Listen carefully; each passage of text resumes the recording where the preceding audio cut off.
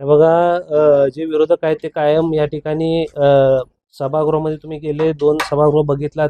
या ठिकाणी ते कुठलेही चांगले विषय आले असताना त्या ठिकाणी स्टंटबाजी करणे, लोकांमध्ये या ठिकाणी माईक वडावडी करणे, परत लोकांमध्ये नगरसेवकांमध्ये दहशत पसरविणे असे या ठिकाणी नगरसेवक वागतात. त्यामुळं आम्ही वारंवार त्यांना या ठिकाणी सूचना दिल्या होत्या की आपले जो ही सोलापूर महानगरपालिकेची जी सभा आहे ती व्यवस्थित चालली पाहिजे.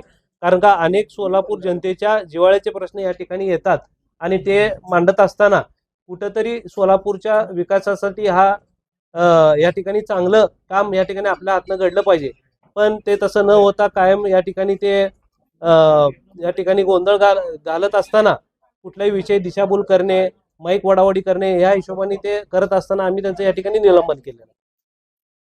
बघा, जे पालकमंत्री आता आमचे आज सकाळी तुम्हाला पत्रकार परिषदेमध्ये सांगितलेले आहेत की आज आपल्या सोलापूर शहराचा जी गरज आहे, पाणी पुरवठ्याची जी गरज आहे, 2060 पर्यंत या ठिकाणी आपण हा 1,500 कोटीचा सोलापूर शहरामध्ये प्रकल्प आपण राबवत असताना पालकमंत्री यांनी सांगितलेलं आहे की या ठिकाणी सगळे पैसे जे काय आहेत ते आपल्याला शासनाकडून या ठिकाणी मिळणार आहेत.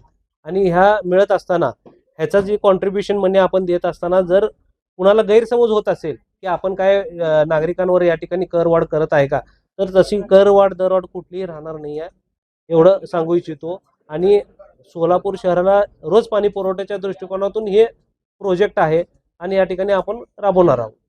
फक्त एक सांगतो की कर प्रणाली चेंज केली म्हणजे दरवाढ वाढलं, करवाढ वाढलं, हे जे विरोधक या ठिकाणी दिशाभूल करत आहेत हे त्यांना मला सांगायचं आहे की आपण कुठली करवाढ दरवाढ केलेली नाही आहे. आपण फक्त कर प्रणालीला या ठिकाणी चेंजला मान्यता दिलेली आहे, एवढं सांगू इच्छितो.